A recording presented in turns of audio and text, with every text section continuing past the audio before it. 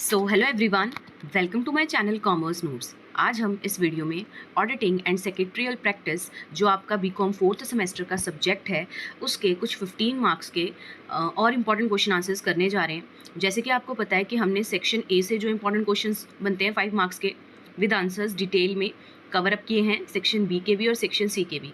अगर अभी तक किसी ने नहीं देखे तो इस वीडियो के डिस्क्रिप्शन बॉक्स में आपको प्लेलिस्ट का लिंक मिल जाएगा, वहाँ से जाके आप देख सकते हो। एंड अलग वीडियोस भी हैं 15 मार्क्स के जो क्वेश्चन आंसर्स डिटेल में आते हैं, कॉन्सेप्ट्स, वो भी हमने किए हैं। तो 2 प्लेलिस्ट हैं, आपको डिस्क्रिप्शन बॉक्स में मिल जाएगी। आपको दोनों में जो भी क्वेश्चन आंसर्स वहाँ पे हैं वो सारे के सारे देख लेने हैं। एंड जो 5 और 15 मार्क्स की सेपरेट वीडियोज़ हैं उनमें बहुत सारे क्वेश्चन आंसर्स हैं, तो आप सारे देखो। एंड ये जो भी नोट्स हैं वो सारे अगर किसी को बाय करने हैं तो इसी वीडियो के डिस्क्रिप्शन में आपको टेलीग्राम का लिंक मिल जाएगा, उसको ज्वाइन करो, वहाँ पे मैसेज करो तो आपको डिटेल्स प्रोवाइड कर दी जाएंगी।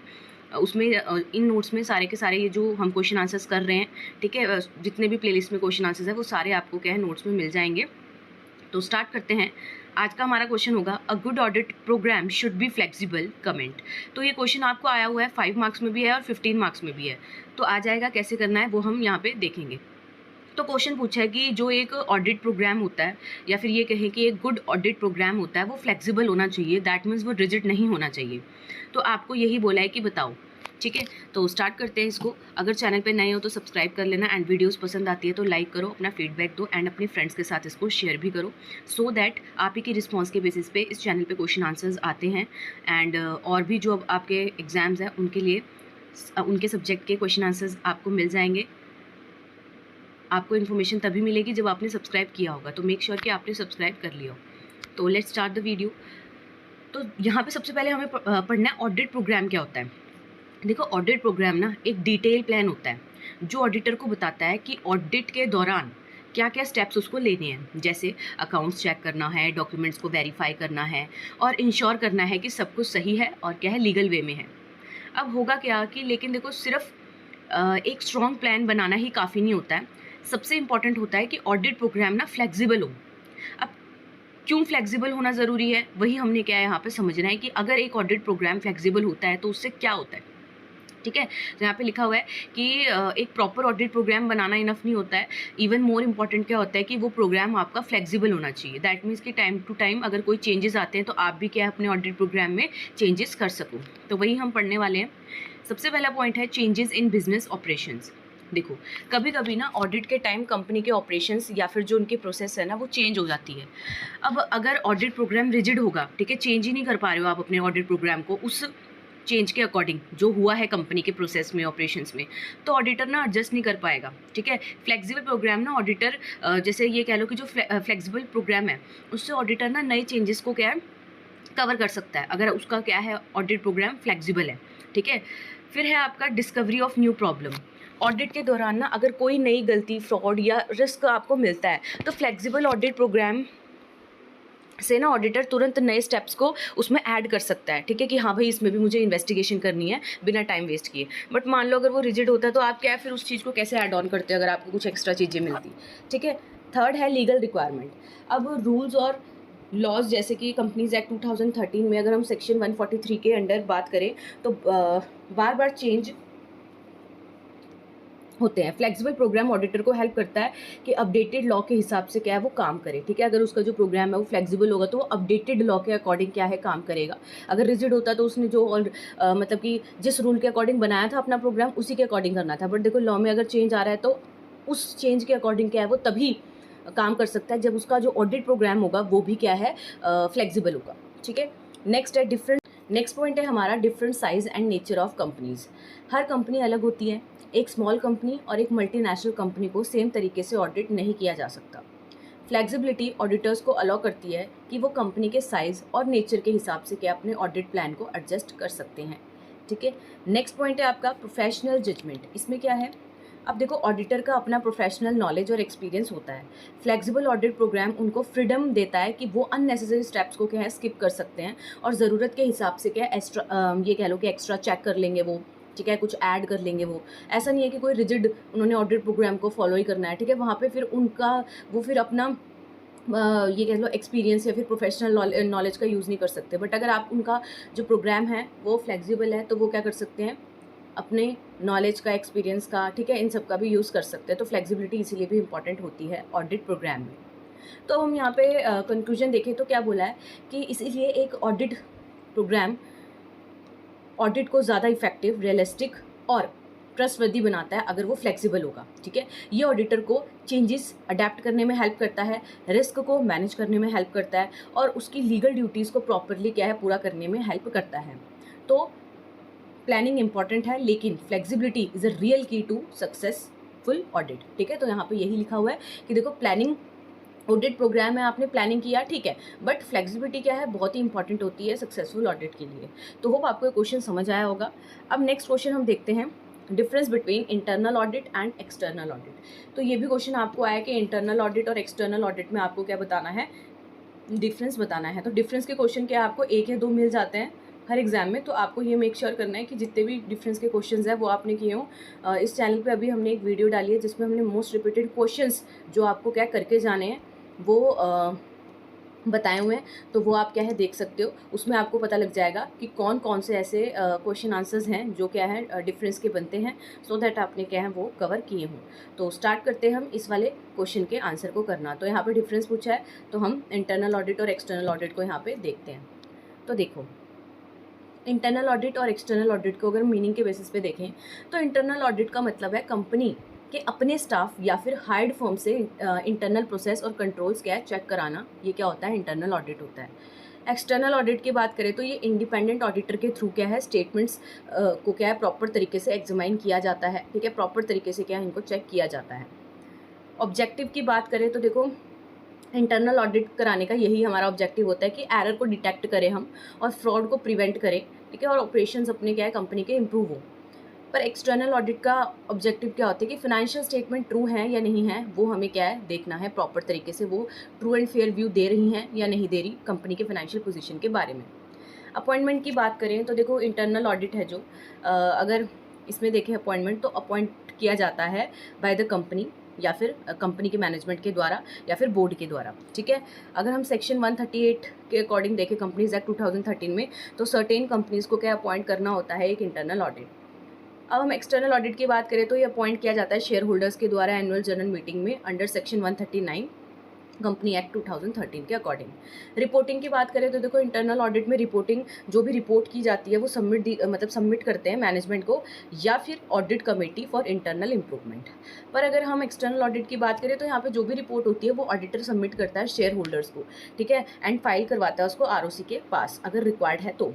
स्कोप ऑफ वर्क की बात करें तो इंटरनल ऑडिट में बोल रहे हैं कि कितना स्कोप होगा वर्क का वो डिसाइड किया जाता है कंपनी के द्वारा, किस बेसिस पे कि कौन कौन से एरियाज़ को कंपनी चेक करवाना चाहती है, लाइक फाइनेंस को चेक कराना चाहती है, ऑपरेशंस को चेक कराना चाहती है, किन को वो चेक करवाना चाहती है, ठीक है।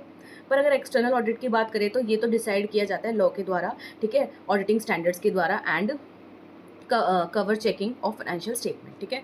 फिर इंडिपेंडेंस की बात करें तो देखो, इंटरनल ऑडिट में नॉट भी फुली इंडिपेंडेंट, क्योंकि क्या है हो सकता है क्योंकि वो मतलब इंटरनल एम्प्लॉय है ना, तो और उसको अपॉइंट किया मैनेजमेंट ने। पर एक्सटर्नल ऑडिट है वो कम्प्लीटली इंडिपेंडेंट होता है कंपनी से, ठीक है। नेक्स्ट है फ्रीक्वेंसी। तो इंटरनल ऑडिट की फ्रीक्वेंसी क्या होती है, ये कंडक्ट करवाते हैं कॉन्टिन्यूसली या फिर रेगुलर शॉर्ट इंटरवल्स पे। एक्सटर्नल ऑडिट की बात करें तो ये यूजुअली कंडक्ट करवाई जाती है वंस इन अ ईयर, ठीक है, जिसमें आप कवर करते हो एंटायर फाइनेंशियल ईयर को। लीगल रिक्वायरमेंट की बात करें तो देखो, इंटरनल ऑडिट है जो मैंडेटरी है फॉर सर्टेन कंपनीज, ठीक है, अंडर कंपनीज एक्ट। बट अगर हम एक्सटर्नल ऑडिट की बात करें तो मैंडेटरी है, ठीक है, for all companies except few small private companies के अलावा। एग्जाम्पल देख सकते हो इंटरनल ऑडिट में, लाइक चेक किया डेली ट्रांजैक्शन को, ठीक है, ऑडिटर ने इंश्योर किया कि इंटरनल पॉलिसीज़ क्या है फॉलो करी जा रही है कि नहीं करी जा रही है, सरप्राइज कैश काउंट्स कर लिए, स्टॉक ऑडिट करवा लिया, ठीक है। फिर अगर एक्सटर्नल ऑडिट की बात करें तो यहाँ पे प्रॉपर चेकिंग होती है, सर्टिफाइंग होता है बैलेंस शीट का, प्रॉफिट एंड लॉस अकाउंट का, ठीक है, एंड फिर ऑडिट रिपोर्ट बनती है, शेयर होल्डर को जाती है। तो क्विक समरी देखें तो इंटरनल ऑडिट का मतलब है वो इसीलिए करवाई जाती है कि इंटरनल कंट्रोल और मैनेजमेंट को इम्प्रूव करें हम, उसमें हेल्प करता है ये। एक्सटर्नल ऑडिट क्या है, हेल्प करता है शेयर होल्डर की और पब्लिक की कि वो कंपनी की फाइनेंशियल हेल्थ को क्या है जान सके, ट्रू एंड फेयर व्यू देख सकें।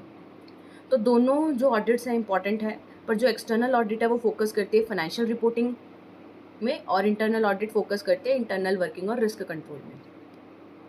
फिर आपको एक और क्वेश्चन आया है 5 मार्क्स में कि liability of an auditor for misfeasance, ठीक है। तो ये क्वेश्चन आया हुआ है, तो लाइबिलिटी बतानी है आपको ऑडिटर की क्या होती है मिसफीजेंस के केस में। तो होता क्या है पहले मिसफीजेंस, पहले ये देखते हैं। तो देखो इसका मतलब है कि doing something wrong while performing a legal duty.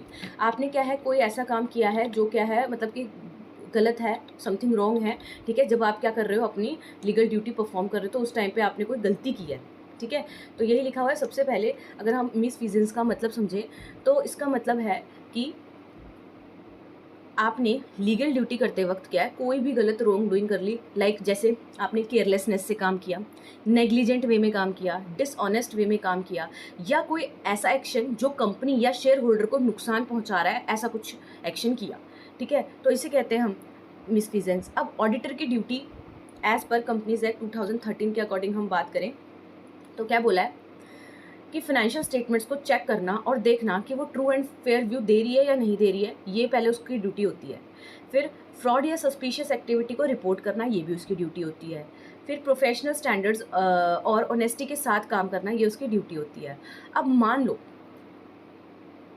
कि अगर ऑडिटर इन ड्यूटीज़ को सही से नहीं कर रहा और इसकी वजह से कंपनी या शेयर होल्डर को लॉस हो रहा है, तो ऑडिटर क्या है मिसफीजेंस के लिए क्या है लाइबल होता है, ठीक है। तो when is an auditor liable for misfeasance, तो यहाँ मैंने बता दिया कि जब ऑडिटर नोइंगली, उसे पता है या फिर केयरलेस तरीके से क्या है गलत फाइनेंशियल स्टेटमेंट्स को अप्रूव कर रहा है, ठीक है, तब उसकी लाइबिलिटी अराइज होती है ये वाली।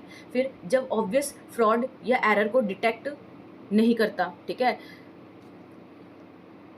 फिर नेक्स्ट है उसने इंपॉर्टेंट फैक्ट्स को छुपाया है, ठीक है, या फिर ऑडिट रिपोर्ट क्या है गलत बनाई है, या फिर उसने क्या है रिपोर्ट किया ही नहीं, नॉन कंप्लायंस, मतलब कंपनी ने क्या है कोई रूल्स को वायलेट किया और उसने रिपोर्ट ही नहीं किया, ठीक है। तो ये मिसफीजेंस इस केस में क्या है उसकी लाइबिलिटी अराइज हो जाती है। अब लीगल प्रोविजन क्या है लाइबिलिटी के, तो देखो यहाँ पे लिखा हुआ है सेक्शन 447 में कंपनीज एक्ट 2013 के, अगर ऑडिटर फ्रॉड में इन्वॉल्व है तो उसको हैवी फाइन और क्या कहते हैं ये कह लो इम्प्रिजनमेंट हो सकती है। फिर नेक्स्ट है section 245, share holder class action suit file कर सकते हैं, ऑडिटर से कंपनसेशन मांग सकते हैं। नेक्स्ट है आपका प्रोफेशनल मिसकंडक्ट, ठीक है, ये क्या है चार्टर्ड अकाउंटेंट एक्ट 1949 में है कि आईसीआई ऑडिटर के अगेंस्ट एक्शन ले सकता है, मेंबरशिप कैंसिल हो सकती है और फाइन भी क्या है लग सकता है। फिर है पेनल्टीज़ क्या होती है मिसफीजेंस की, तो देखो सबसे पहले ऑडिटर को अपनी फ़ीस क्या है रिफंड करनी पड़ सकती है ना, और कंपनी या शेयर होल्डर को कंपनसेशन देना पड़ सकता है अगर उनको लॉस हुआ है उसकी वजह से। फाइन हो सकता है जो 1 लाख से लेके 3 टाइम्स फ्रॉड अमाउंट तक क्या है लग सकता है उस पर। नेक्स्ट है इम्प्रिजनमेंट हो सकती है अप टू 10 ईयर्स, ठीक है, अगर फ्रॉड क्या है 1 करोड़ से ज़्यादा है। तो ये क्या है हमने पढ़ा लाइबिलिटी। अब एग्जाम्पल देखो यहाँ पे, अगर हम एक एग्जाम्पल देखें तो क्या लिखा हुआ है कि मान लो एक ऑडिटर है, उसने क्या है नोइंगली फेक सेल्स को क्या है सर्टिफाई कर दिया, उसको पता था कि ये जो सेल्स हैं ये फेक हैं, स्टिल उसने क्या है उसको सर्टिफाई कर दिया, और लेटर कंपनी क्या है मान लो आगे जाके उनको नुकसान हो गया, तो ऑडिटर को मिसफीजेंस का जिम्मेदार ठहराया जाएगा, ठीक है। उससे कंपनी को लॉस हुआ है, ठीक है, तो अब उसको कंपनसेशन देना पड़ेगा, ठीक है, हो सकता है फाइन लगे और इम्प्रिजनमेंट भी हो। नेक्स्ट है आपका कंक्लूजन। तो auditor hold a position of trust, तो ऑडिटर एक ट्रस्ट की पोजीशन में होता है। अगर वो अपनी पावर का मिसयूज़ करता है, ठीक है, लाइक उसने अगर मान लो नेग्लिजेंस, डिसऑनेस्टी या फ्रॉड के थ्रू क्या है ऐसा काम वर्क किया, तो वो पर्सनली लायबल होता है, ठीक है, मिसफीजेंस के लिए, और फिर उस पर क्या है लीगल एक्शंस भी लिए जाते हैं। नेक्स्ट क्वेश्चन है आपका difference between motions and resolution, ठीक है। तो ये क्वेश्चन आपसे पूछा गया है, तो यहाँ पे डिफरेंस देखते हैं, 5 मार्क्स के लिए इंपॉर्टेंट है ये क्वेश्चन आपको। तो मोशन का क्या मतलब होता है, मोशन एक प्रपोजल होता है जो मीटिंग में डिस्कशन के लिए रखा जाता है। रेजोल्यूशन फाइनल डिसीजन होता है जब वोटिंग के थ्रू क्या है पास, जो कि वोटिंग के थ्रू क्या है पास करवाया जाता है। तो a motion is a proposal जो कि पुट फॉरवर्ड किया जाता है मीटिंग में डिस्कशन के लिए। रेजोल्यूशन क्या है एक फाइनल डिसीजन है जो क्या है जब मोशन अप्रूव किया गया है वोटिंग के थ्रू, ठीक है।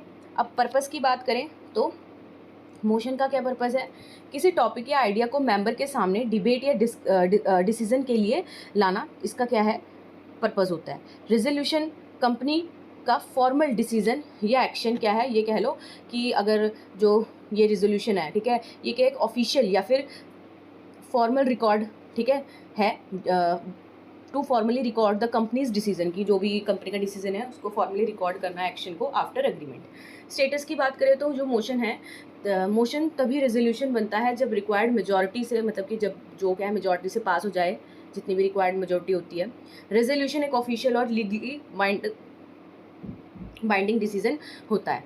नेक्स्ट अगर हम बात करें वोटिंग की, तो वोटिंग में अगर बात करते हैं मोशन में, तो नो वोटिंग इज़ नीडेड। यहाँ पे कोई वोटिंग नीडेड नहीं होती है, just to move a motion, motion को लाने के लिए, ठीक है। इसे प्लेस किया जाता है डिस्कशन के लिए पहले फर्स्ट तरीके से।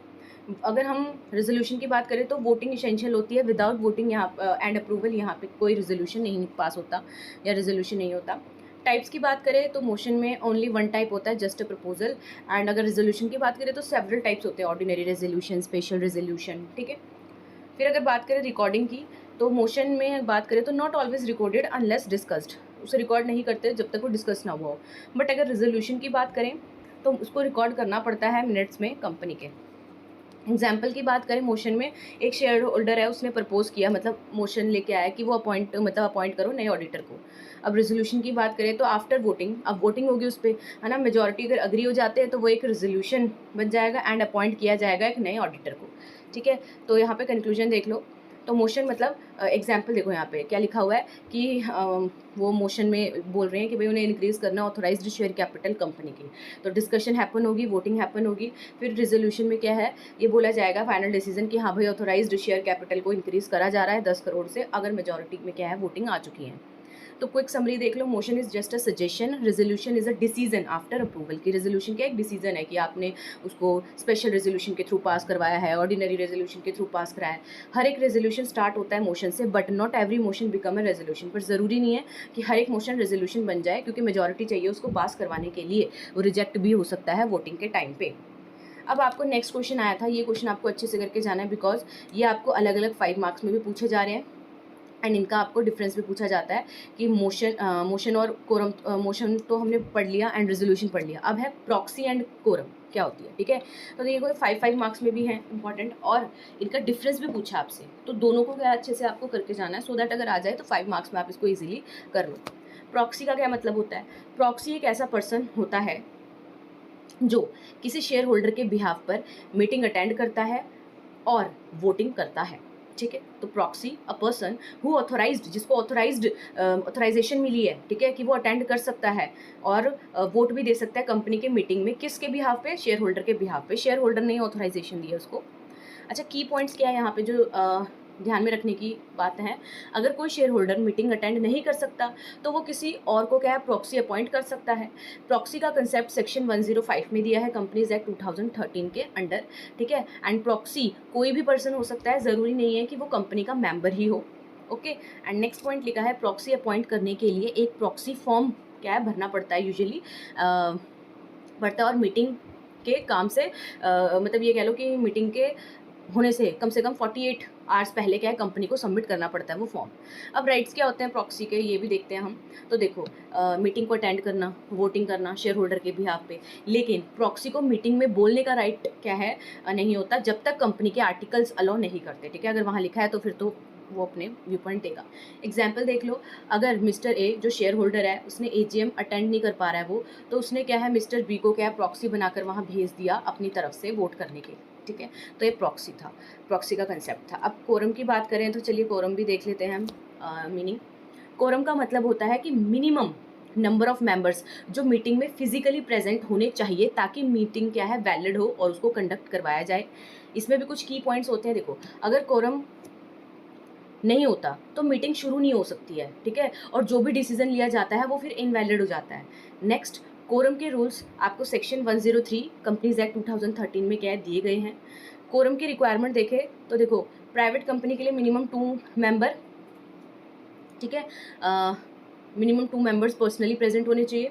पब्लिक कंपनी की बात करें तो यहाँ पे आपको ये याद करके जाना पड़ेगा 5 मेंबर्स, अगर मेंबर की जो ये कह लो कि अगर जो नंबर ऑफ मेंबर्स हैं वो अप टू 1000 है। 15 मेंबर्स चाहिए अगर मेंबर 1000 से ज़्यादा, बट 5000 तक हैं और 30 मेंबर्स चाहिए अगर 5000 से ज़्यादा हैं। समझ आ गई। उसके बाद है आपका यहाँ पे नोट देख लेते हैं, इंपॉर्टेंट नोट। तो पर्सनली प्रेजेंट मेंबर ही कोरम में क्या है काउंट होते हैं, प्रॉक्सी प्रेजेंस काउंट नहीं होती जब तक आर्टिकल्स आपके अलाउ नहीं करते। अभी हमने ऊपर देखा था उस पॉइंट पे। एग्जाम्पल देख सकते हो, अगर एक पब्लिक कंपनी में 800 शेयर होल्डर हैं तो कम से कम 5 मेंबर को पर्सनली प्रेजेंट होना ज़रूरी है मीटिंग को वैलिड बनाने के लिए। ठीक है, तो अब यहाँ पे हम डिफरेंस भी देख लेते हैं सो दैट अगर एग्जाम में आए तो आप इजीली करो। तो यहाँ लिखा है quick difference between proxy and quorum की अगर बात करें तो देखो, प्रॉक्सी की बात करें तो शेयर होल्डर का रिप्रेजेंटेटिव होता है, ठीक है, वो मीटिंग अटेंड करता है और वोटिंग देता है। कोरम की बात करें तो मिनिमम नंबर जो है, minimum number of members present होने चाहिए एक मीटिंग को वैलिड बनाने के लिए। सेक्शन की बात करें तो प्रॉक्सी है जो, उसमें जो सेक्शन है वो 105 था और कोरम में 103 है सेक्शन।